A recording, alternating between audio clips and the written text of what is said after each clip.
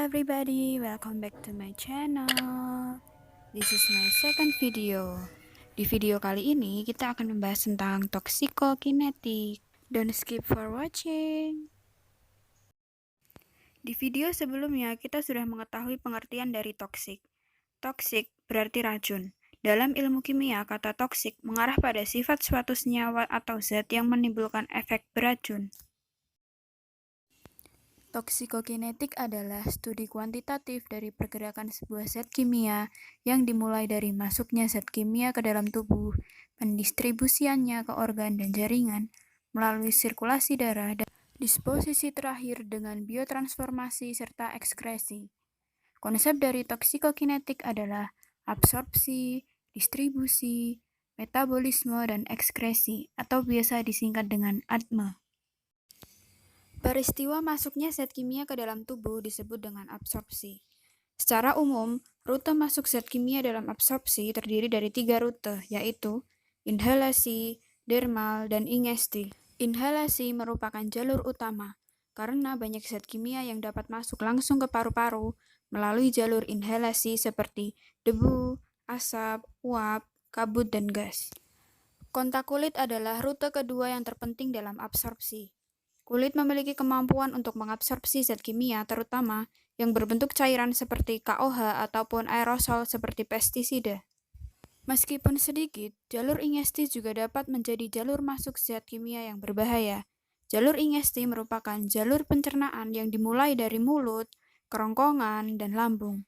Zat kimia yang masuk dalam jalur ini biasanya terjadi karena ketidaksengajaan seperti dalam kasus keracunan. Selanjutnya adalah distribusi. Ketika zat kimia diabsorpsi ke dalam aliran darah, maka zat kimia tersebut dapat diangkut ke seluruh tubuh.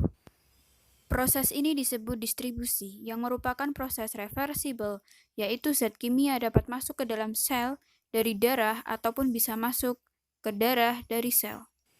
Pengiriman zat kimia ini dipengaruhi oleh beberapa faktor, yaitu aliran darah, permeabilitas kapiler, kekuatan dari pengikatan dari zat kimia ke darah ataupun jaringan protein, dan solubilitas relatif dari molekul zat kimia. Selanjutnya adalah metabolisme. Senyawa mulai memecah begitu mereka memasuki tubuh. Untuk mempermudah ekskresi, zat kimia harus melalui proses metabolisme terlebih dahulu. Proses metabolisme bisa berlangsung di hati atau ginjal, baik dengan perubahan struktur zat kimia ataupun dengan perubahan kimiawi dari zat kimia. Metabolisme dari zat kimia dapat bervariasi antar grup populasi. Genetik menjadi salah satu faktor yang dapat mempengaruhi enzim untuk memproses zat kimia. Selain itu, umur juga termasuk dalam faktor yang mempengaruhi, karena semakin tua seseorang, maka semakin kecil toleransinya terhadap zat kimia.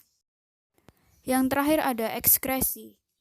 Ada 3 situs utama di mana ekskresi obat terjadi. Ginjal adalah situs yang paling penting dan disitulah produk diekskresikan melalui urin. Ekskresi empedu atau ekskresi fekal adalah proses yang dimulai di hati, melewati usus sampai produk akhirnya diekskresikan bersama dengan produk limbah atau feses. Metode ekskresi utama terakhir adalah melalui paru-paru, misalnya gas anestesi. Selanjutnya di sini saya akan mereview jurnal yang ditulis oleh Alia Muqaddas yang berjudul Profil Penggunaan Obat Antidotum di Rumah Sakit Umum Daerah Undata, Provinsi Sulawesi Tengah, periode 2016-2018. Obat antidotum diindikasikan pada pasien intoksikasi atau keracunan. Selain itu, obat antidotum juga dapat digunakan sebagai terapi sesuai indikasi obatnya sendiri. Terdapat peningkatan yang tinggi dari jumlah penggunaan obat antidotum dari tahun ke tahun. Maka, penelitian ini bertujuan untuk mengetahui persentase penggunaan obat kategori antidotum yang diindikasikan sebagai terapi antidotum di RSUD Undata Provinsi Sulawesi Tengah periode 2016-2018. Jenis penelitian yang dilakukan merupakan penelitian deskriptif dengan pendekatan secara retrospektif dan pengambilan sampel menggunakan teknik purposive sampling. Berikut adalah tabel hasil penelitian.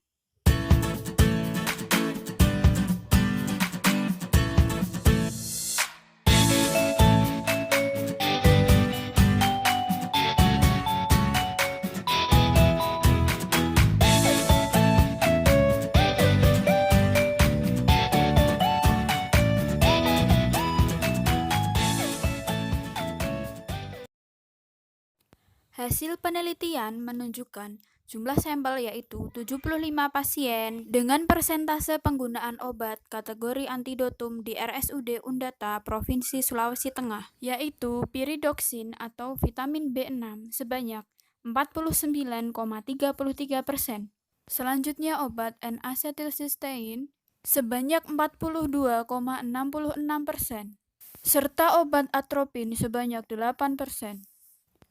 Penggunaan obat kategori antidotum yang diindikasikan sebagai terapi antidotum pada kecanduan obat-obatan didapatkan hasil 0%, sehingga dapat disimpulkan bahwa tidak terdapat penggunaan obat kategori antidotum yang diindikasikan sebagai terapi antidotum pada pasien keracunan obat-obatan di ruang rawat inap RSUD Undata Provinsi Sulawesi Tengah.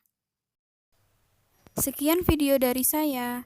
Semoga bermanfaat dan sampai jumpa di video selanjutnya.